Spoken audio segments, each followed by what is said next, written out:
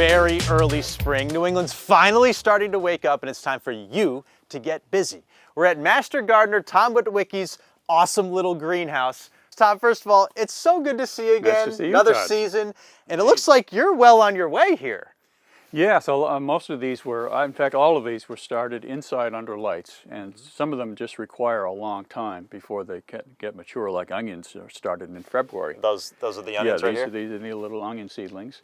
Okay. Violas also require a long time before bloom, so those were started early. And anybody can pretty much do this, correct? Oh yes, all you need is a good place to have the plants. A lot of people use you put them under lights. You can put them in a sunny windowsill. Okay. It's a little tricky in a windowsill because then you have to turn them and the plants could get leggy, but it can be done. Obviously a little more work with seedlings, but you think the work is worth it, don't There's you? a lot of advantages. One is the cost, obviously less expensive to buy a seed packet. I love the sound of fully that. Grown seeds. The other is the varieties that's available as a seed, whereas it may not be available, locally. Thirdly, the timing, because you can raise the seedlings for when you want to actually plant them in the garden. You don't have to rely on the greenhouse to make those available. Good point. Okay. And lastly, it's a lot of fun. It is. What do you start with? Yeah, let me demonstrate using a seedling tray. You fill it with a fairly fine mixture of coconut coir, perlite, and compost, and then what's important is that you want to be able to have good soil contact with the seeds. You want to cover them just briefly with It's a real thin layer. just a little bit, just a thin layer, and then finally, if you could do that, put them in a tray of water so that the mix is hydrated.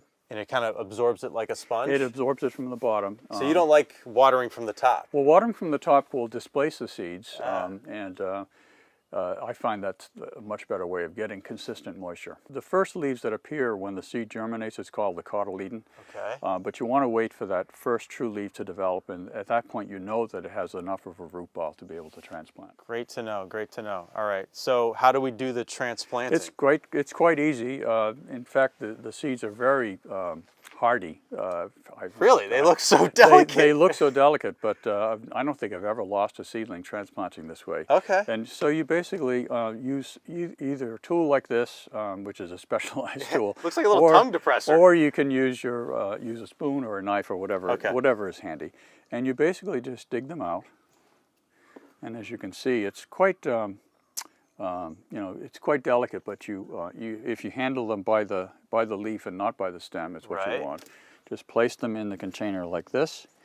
Put a little mixture on top to do it, and that's all there is to it. And you're all set. When I'm done this tray, I'll give them a small watering to settle them Just to in. keep them moist? Yeah, exactly. From there, they keep growing. Can you put them in the soil at that point, or You could. In fact, some of these things will go directly in the soil. Yeah. For instance, like these parsley plants that I started earlier inside, those can go directly in the soil without going to a larger pot.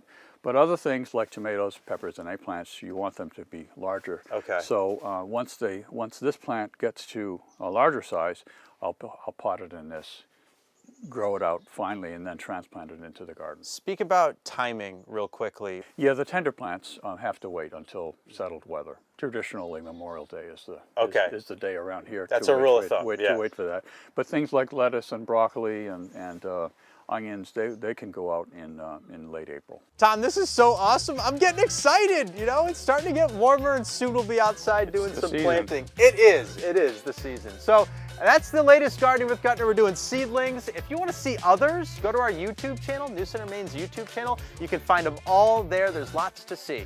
And we'll see you next time on Gardening with Gutner. Don't forget, keep your growing going. Did I say it right, Julie? Get your growing going. Get your growing going on Gardening with Gutner.